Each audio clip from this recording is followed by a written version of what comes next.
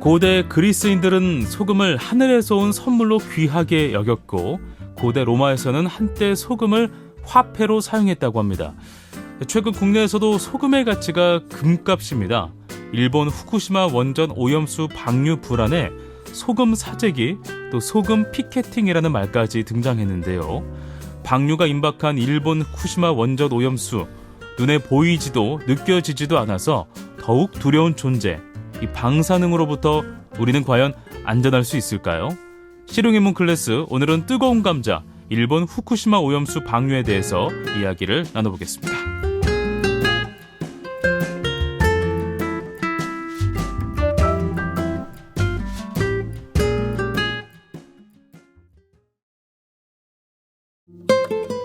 일상에서 실질적으로 쓸모있는 인문학을 쉽고 다양하게 만드는 실용인문 클래스, 방사선 전문가 원광보건대학교 방사선과 김현민 교수님과 함께하겠습니다. 안녕하세요, 교수님. 네, 안녕하세요.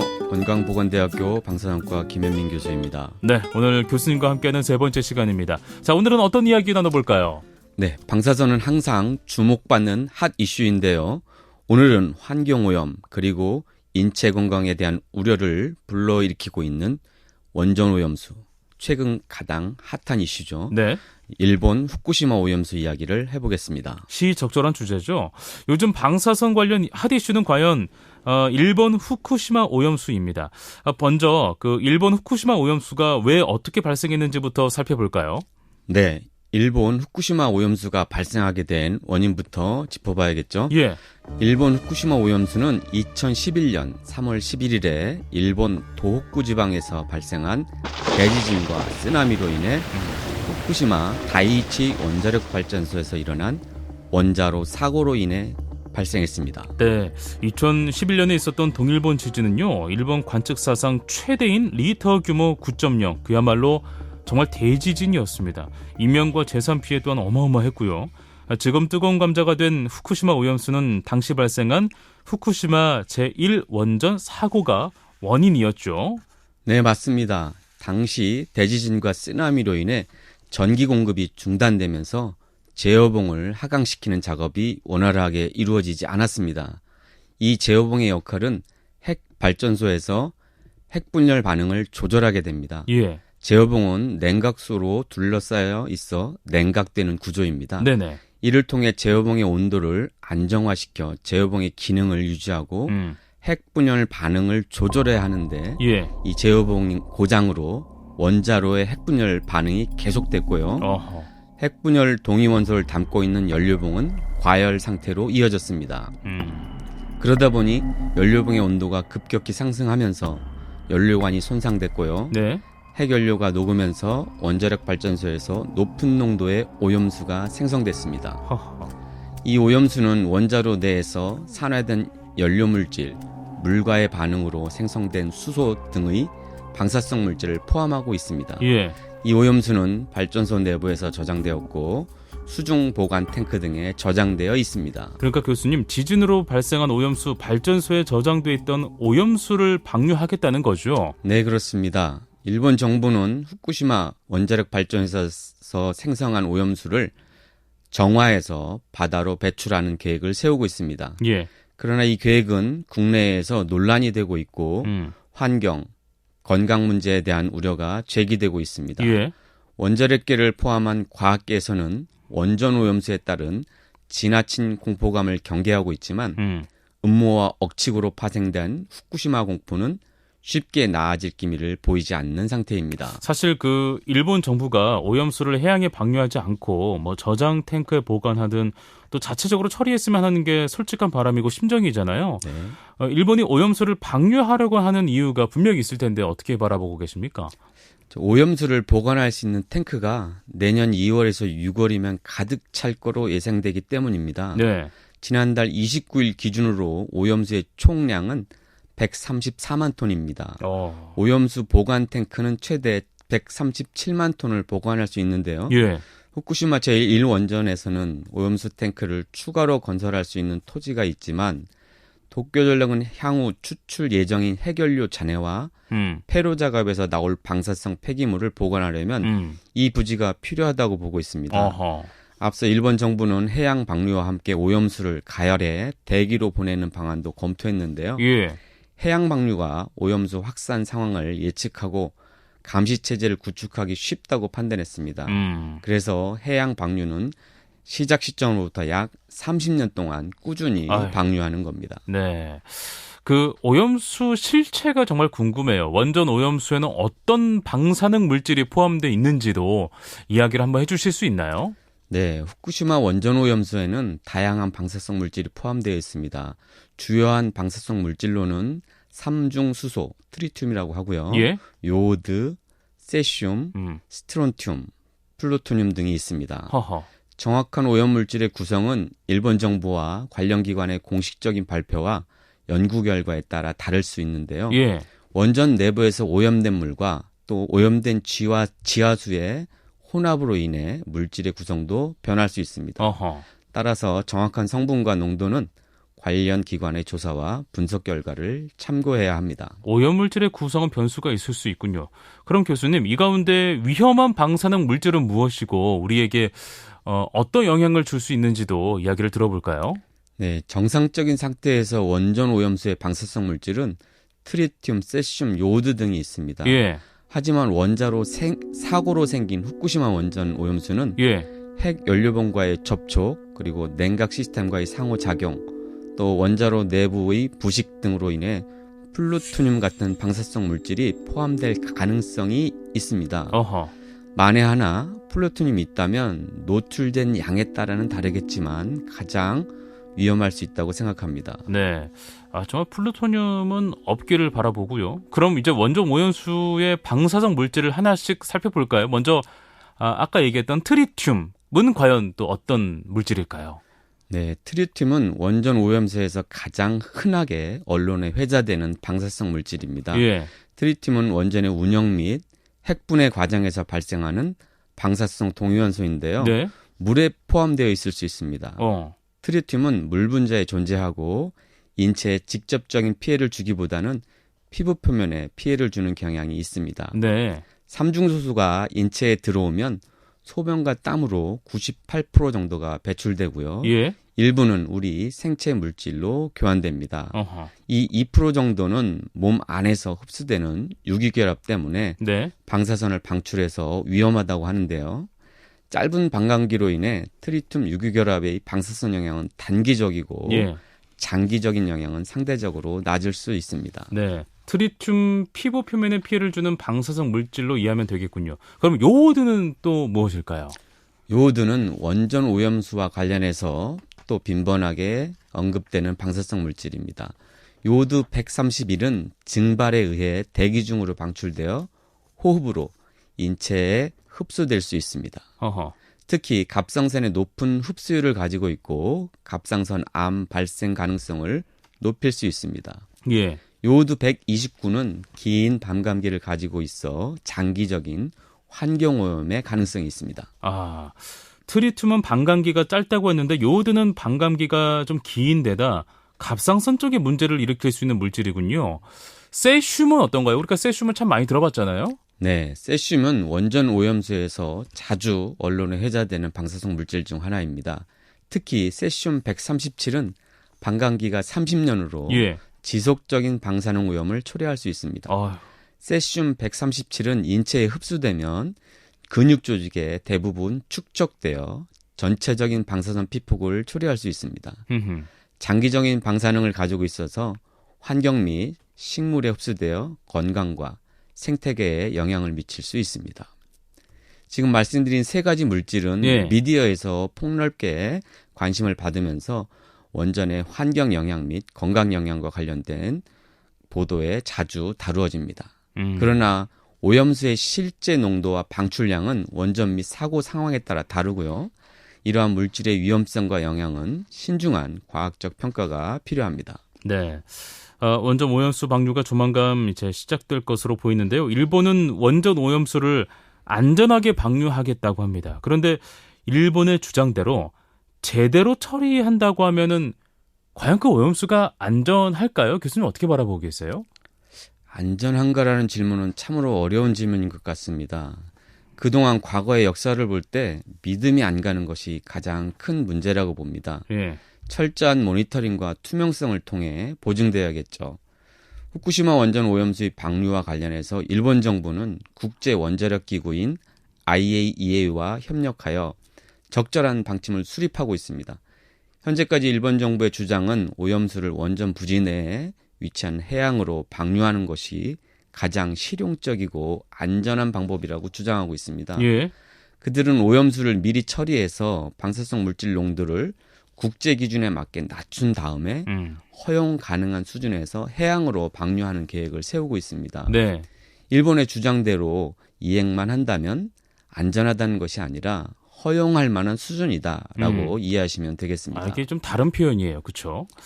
오염수 방류를 제대로 이행한다면 안전하다라는 것이 아니라 허용할 만한 수준이라는 말씀이 그러니까 지금으로선 적절한 표현이다. 그러니까 표현으로만 보면 적절한 표현이다라는 얘기가 듭니다. 앞서 후쿠시마 원전 오염수의 방류와 관련해서는 일본 정부는 국제 원자력 안전 기구 IAEA죠. 협력해서 적절한 방침을 수립하고 있다고 말씀했는데 적절한 방침의 기준인 과연 무엇일까? 이것도 상당히 궁금해요. 적절한 방침의 기준은 우리나라의 경우에는 원자력 안전위원회가 설정하고 있고요. 방사성 물질의 연간 섭취 한도를 제한하기 위한 배수 중의 배출 관리 기준을 제시하고 있습니다. 예. 이걸 적절한 기준이라고 보시면 될 것 같습니다. 네네. 연간 섭취 한도는 방사성 물질의 체내 섭취로 인해서 선량 한도를 초과하는 피폭을 받지 않도록 네. 연간 섭취가 허용되는 최대량을 연간 섭취 한도라고 합니다. 네네. 조금 어려우니까 부가적으로 설명을 좀 드리면 예. 국제 방사선 방어위원회는 방사선 방어의 기본 3원칙을 제시하고 있는데요. 바로 정당화, 왜? 최적화, 선량 한도가 있습니다. 음흠. 먼저 정당화는 어떠한 행위도 그 행위가 전체적인 이익을 가져오지 않는 한 채택돼서는 안 된다는 뜻입니다. 그러니까 반드시 사용하는데 이익이 있어야 된다는 뜻이고요. 네네. 두 번째, 이게 일단 또 사용을 하기로 마음 먹었으면 네. 모든 피폭은 경제적, 사회적 인자를 고려해서 합리적으로 달성 가능한 최대한 낮게 유지해야 한다는 것입니다. 이거를 알랄라 원칙이라고 합니다. 예. 이 영어로 as low as reasonably achievable. 그래서 네. 약자를 따서 알랄라라고 하고요. 합리적으로 가능한 낮은 수준. 네, 그것을 네. 의미하는 용어이고요. 방사선 노출을 최소화하는 것을 목표로 하는 것이 최적화입니다. 네. 그러면 이제 사용을 하기로 했고, 두 번째, 최대한 합리적으로 낮게 한다고 하더라도 네. 개인 한 사람 한 사람에게는 또 선량 한도라는 것이 있습니다. 선량 한도는 개인이 1년 동안 받을 수 있는 최대 허용 방사선량 그 값을 의미합니다. 네. 이는 직업적인 방사선 노출자는 5년에 그러니까 평균 연간 20mSv, 일반인은 1mSv로 설정해서 관리하고 있습니다. 국민 개인의 선량 한도를 관리하기 위해서는 공기나 물 등에 의해 연간 섭취 한도를 관리해야 합니다. 예. 연간 섭취 한도 관리를 위해서는 반드시 배기 혹은 배수 중에 배출 관리 기준이 있다, 이렇게 보시면 되겠습니다. 그럼 국제 방사선 방어위원회 방사선 보호 기본 원칙은 무엇일까요? 네, 이건 조금 다른 의미지만 한번 설명해 드려보겠습니다. 네네. 방사선 방어위원회는 L&T 모델을 방사선 보호의 기본 원칙으로 채택하고 있습니다. L&T 모델은 방사선에 노출될 때의 위험을 예측하는 모델 중 하나인데요. 네네.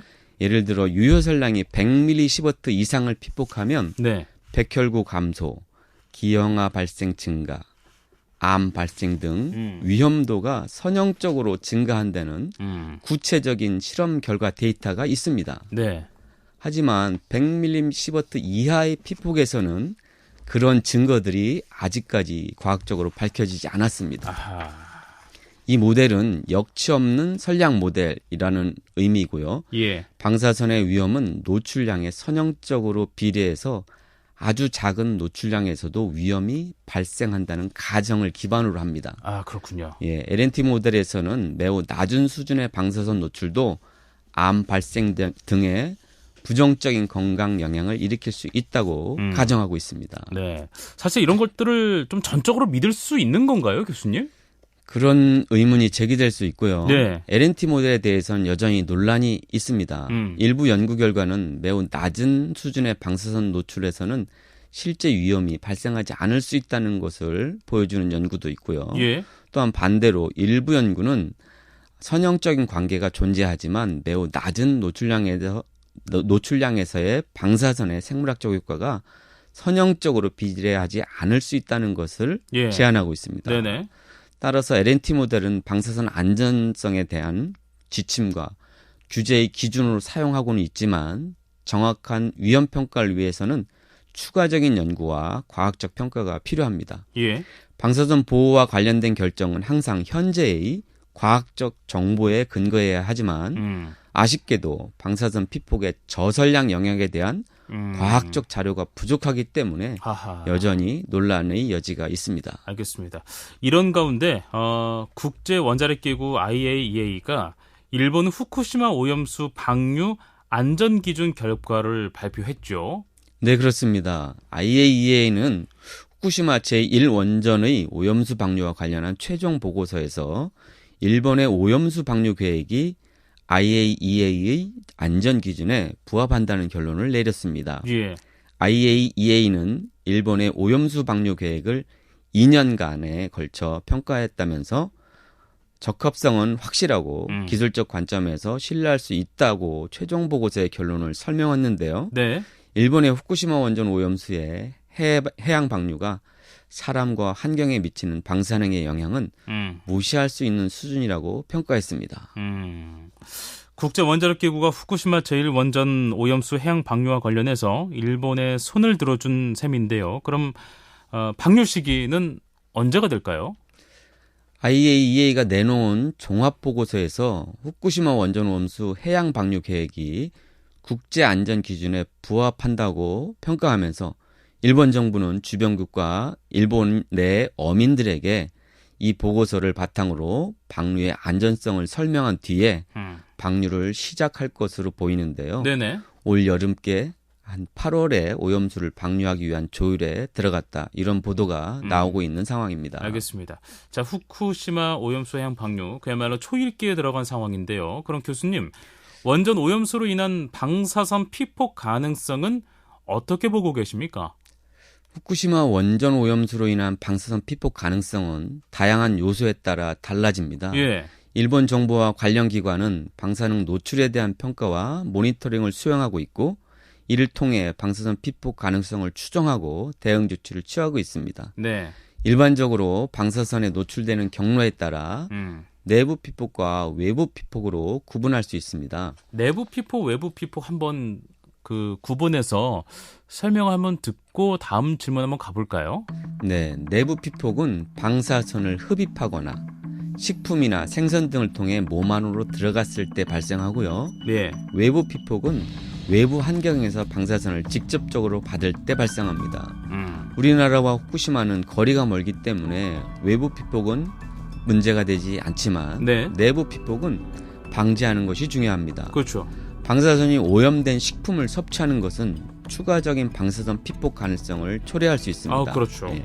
식품의 오염 정도와 섭취량에 따라 피폭 정도가 달라질 수 있습니다. 방사선의 흡입과 섭취를 최소화하기 위해 환경 모니터링과 적절한 관리가 필요합니다. 네. 방사선의 흡입과 섭취를 최소화하기 위해 모니터링을 하고 또 관리가 필요합니다. 실생활에서 체크하고 관리할 수 있는 방법이 있을까요? 실생활에서? 네, 휴대전화 앱을 보시면 이라드라는 어플이 있습니다. 예. 이게 실시간 환경 방사능 정보를 제공하는 건데요. 대한민국의 130군데에 설치된 풍선이 환경 방사능 수치를 측정해 줍니다. 아, 그래요? 네, 또 그 홈에 들어가시면 해양 방사능 조사 항목을 누르시면 예. 바닷물에 측정한 세슘, 삼중수소 등의 양을 확인할 수 있습니다. 그렇군요. 네, 또 국립수산물품질관리원에 가시면 수산물에 대한 방사능도 측정해서 제공하고 있습니다.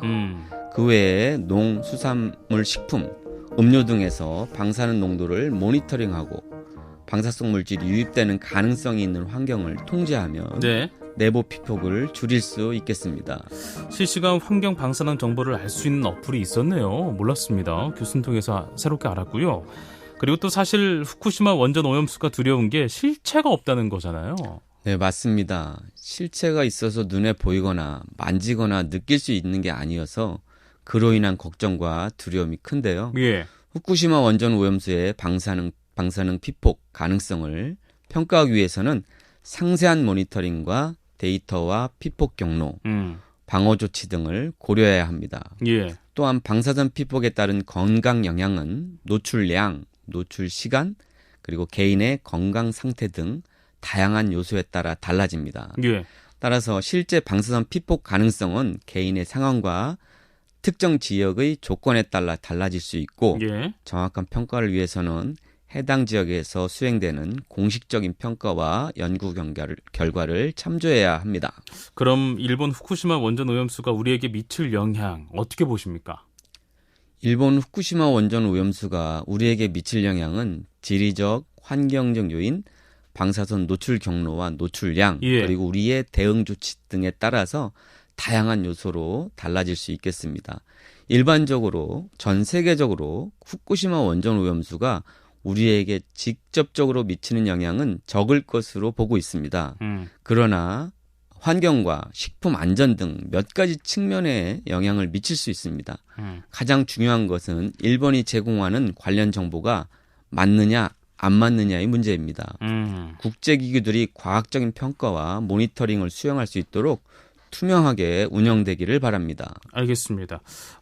위에서 이제 몇 가지를 좀 짚어주셨는데 이 원전 오염수가 우리에게 영향을 줄 수 있는 몇 가지 측면 다시 한번 좀 자세히 하나씩 살펴볼까요? 네, 먼저 환경의 영향입니다. 원전 오염수의 방류로 인해 해양 환경에서 방사성 물질이 배출될 수 있습니다. 이는 수생 생물에 영향을 줄 수 있고 네. 이를 통해 식물성 및 동물성 식품 사슬에 통해서 인간에게 또 영향을 미칠 수 있습니다. 다음은 식품 안전입니다. 오염된 해산물이나 수산물이 수입되는 국가에 따라 식품 안전에 영향을 미칠 수 있습니다. 예. 관련 국가는 수입 식품의 검사와 모니터링을 통해 이러한 영향을 최소화하려고 노력하고 있습니다. 네. 오염수가 해양 환경에 영향을 주면 결국 먹을거리 또 식품 안전에 영향을 줄 수밖에 없겠죠. 그리고 또 어떤 영향을 받을 수 있을까요? 방사선 노출 가능성인데요. 방사선에 노출되는 가능성은 일반적으로 후쿠시마 원전 오염수가 주요한 영향을 미치는 지역에서 높아집니다. 네. 후쿠시마 주변 지역의 주민들은 방사선 피폭 위험성이 더 크지만 장기적인 방사선 피폭에 대한 대응 조치와 감시가 이루어지고 있습니다. 위험성과 영향평가는 일본 정부와 국제기구들이 과학적인 평가와 모니터링을 통해 수행하고 있습니다. 그들이 방사선 노출에 대한 위험을 신중하게 평가하고 네. 적절한 방어 조치와 관련 정보를 제공하기 위해 노력하고 있습니다. 이러한 평가 결과와 권고사항은 관련 국가, 국제사회에서 적절한 대응을 취할 수 있도록 지원해주고 있습니다. 아무쪼록 원전 오염수 방류로 인한 걱정과 고민은 정말로 불가피한 상황이라는 건 분명합니다. 자, 끝으로 우리 교수님 오늘 주제에 관련해서 한 말씀 덧붙여 주신다면요. 네, 후쿠시마 원전 사고 이후 10년 이상이 지난 지금도 여전히 해소되지 않는 일본산 방사능 오염에 대한 의혹, 그리고 이제 오염수 해양 방류를 앞두고 있는 상황인데요. 사회에서도 가정에서도 또 개개인들도 일본산 방사능을 피하기 위해 원산지를 따져가며 불매를 하고 또 최근에는 사재기도 하고 있는 상황입니다. 우리가 정신적, 체력적 수고와 경제적 손해를 감내하면서 신경 쓰고 예민할 수밖에 없는 이유는 알게 모르게 방사능에 노출될까 두려운 방사능에 대한 공포 때문인데요. 결국 일본이 오염수 속 방사성 핵종을 계획대로 정화하고 기준치 이내로 희석해 방류하는지를 투명하게 검증하고 꾸준히 감시하는 게 무엇보다 중요한 상황이라고 봅니다. 네. 자, 실용 입문 클래스 오늘은 방사선 핫이슈 일본 후쿠시마 오염수가 우리에게 미칠 영향을 주제로 이야기를 나눠봤습니다. 지금까지 방사선 전문가 원광보건대학교 방사선과 김현민 교수님과 함께했습니다. 오늘 고맙습니다. 감사합니다.